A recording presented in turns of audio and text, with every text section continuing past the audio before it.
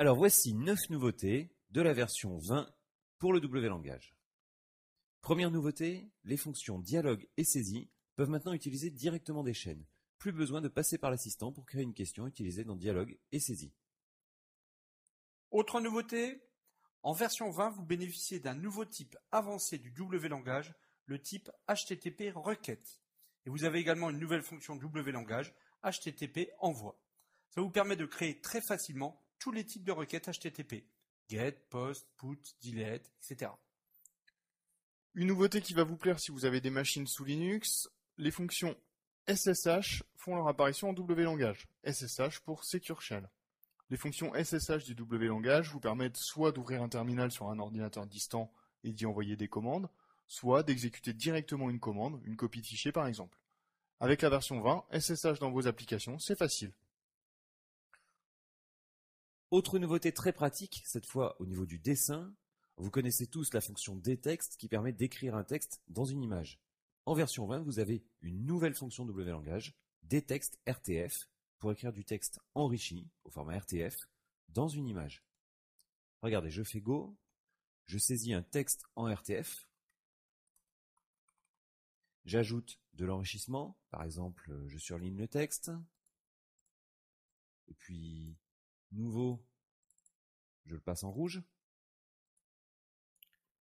je clique sur le bouton dessiner, et vous le voyez, mon texte se dessine par-dessus l'image avec l'enrichissement.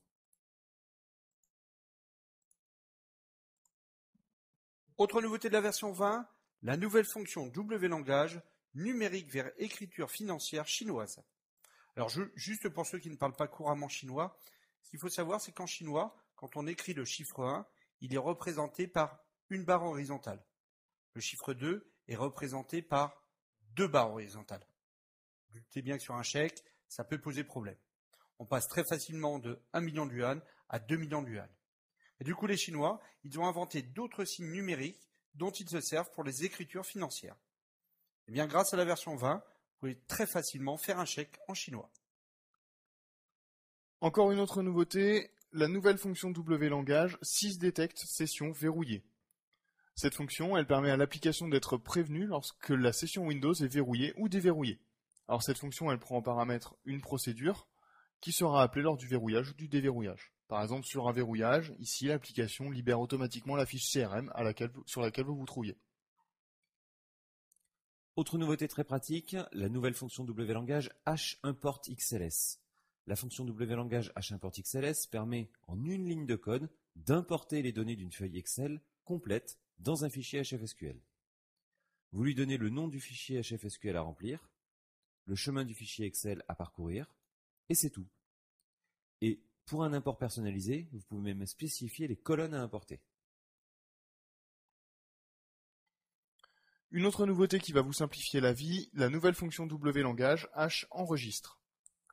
HEnregistre, elle fait selon le cas un HAjoute ou un HModifie. Ça le fait tout seul.